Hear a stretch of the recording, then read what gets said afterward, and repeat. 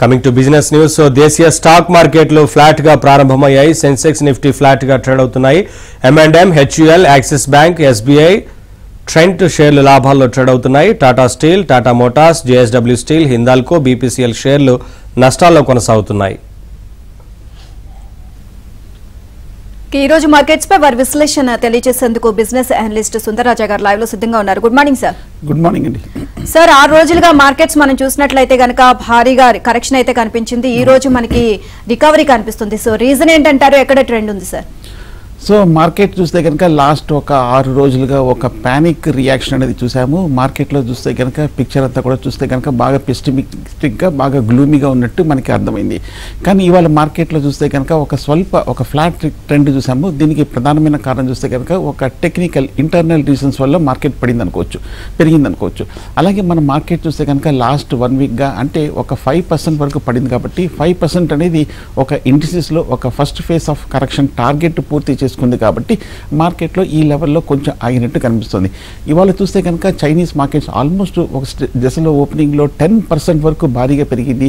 Last 1 వీక్గా చూస్తే కనుక అంటే ఈ 1 వీక్ మనకి చైనా మార్కెట్లో చూస్తే కనుక సెలవులు ఉన్నాయి. అంతర్గతం కూడా 1 వీక్గా మార్కెట్ బాగా పెరిగింది. కాబట్టి అయినప్పటికీ హైలో కూడా బాగా పెరిగింది. కాబట్టి బహుశా మన మార్కెట్ మీద కూడా కొంచెం కాషియస్ ఇంపాక్టే ఉండే అవకాశం ఉంది. బహుశా మార్కెట్ కొంచెం ఇవాళ కొంచెం ఫ్లాట్గా ఉన్నప్పటికీ ఓవరాల్ ట్రెండ్ అయితే కొంచెం ఇంకా వీక్గానే ఉందనుకోవచ్చు. అండ్ సార్, మనం చూసినట్లయితే షార్ట్ టర్మ్ లో చూసినట్లయితే ఇప్పటి నుంచి మార్కెట్స్ ఏమైనా పెరగడానికి పాజిటివ్ అంశాలు ఏమైనా ఉన్నాయా? సో ఇమ్మీడియట్గా చూస్తే కనుక మార్కెట్ని ప్రస్తుతం వేధిస్తున్నది major macro economic factors, major macro economic issues ఉన్నాయి. కాబట్టి సో ఇవన్నీ కూడా కొంచెం తలగటానికి కొంచెం టైం కూడా పట్టే అవకాశాలు కనిపిస్తుంది. అంతక్రితం చూస్తే కనుక మార్కెట్లో భారీగా ఒక 6 నెలలు ఏడాది పాటు మనకి మార్కెట్లో కంటిన్యూస్గా పెరిగింది. ముఖ్యంగా మనకి ఈ మధ్య 2 నెలలుగా చూస్తే కనుక 25 నుంచి 26,000 వరకు నిఫ్టీ కూడా చాలా షార్ట్ పీరియడ్లో వెళ్ళడంతో కొంచెం పీకౌట్ టాప్అవుట్ అయినట్టుగా మనకు అర్థమవుతుంది. మనకి ఈ మధ్య చూస్తే కనుక గ్లోబల్ మార్కెట్స్ అన్నీ కూడా చాలా స్ట్రాంగ్గా ఉన్నప్పటికీ మన మార్కెట్లో కూడా చూస్తే కొంచెం వీక్నెస్ అనేది కనిపిస్తుంది. దీనికి మనకు తెలిసిందే ప్రధానమైన కారణం చూస్తే కనుక ఈ 2-3 రోజుల్లో కూడా ఎఫ్ఐస్ భారీగా అమ్మకాలు జరిపారు.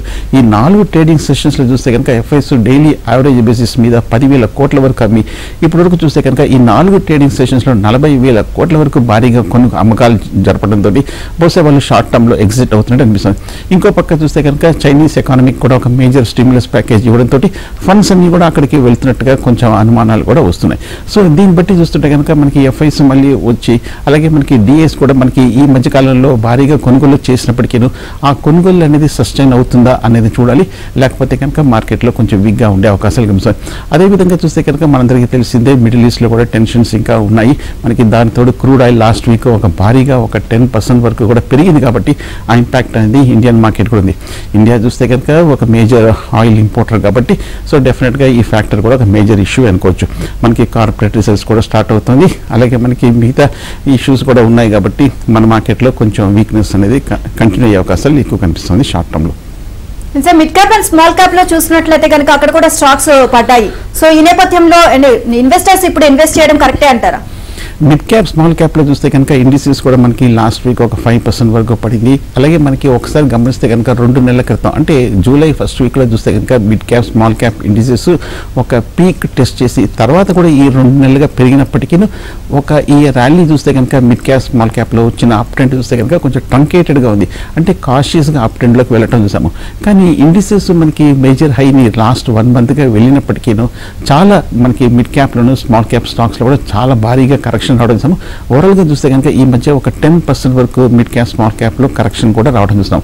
దీనికి ప్రధానమైన కారణం చూస్తే కనుక మనకి గ్లోబల్ ఎకానమీస్తో కంపేర్ చేస్తే మన ఇండియన్ స్టాక్స్ భారత్ మార్కెట్స్ చూస్తే కనుక కొంచెం వాల్యుయేషన్స్ పాయింట్ ఆఫ్ వ్యూలో ఎక్స్పెన్సివ్గా ఉన్న విషయం కూడా మన చాలామంది అనుకునేది. సో ఈ కన్సర్న్స్ వల్ల మనకి ఇన్వెస్టర్లు కొంచెం సెల్లింగ్ చేయడంతో మార్కెట్లో పడింది. ఇన్ఫ్యాక్ట్ మనం ఒక పక్క ఎఫ్ఐస్ అలాగే డొమెస్టిక్ ఇన్స్టిట్యూషన్స్ ఈక్వల్గా బయింగ్ సెల్లింగ్ కనిపించినప్పటికీ మార్కెట్ ఇంత భారీగా పట్టడానికి రీటైల్ ఇన్వెస్టర్స్ కొంచెం అమ్మకాలు జరపడంతో మార్కెట్లో కరెక్షన్ కనిపించింది.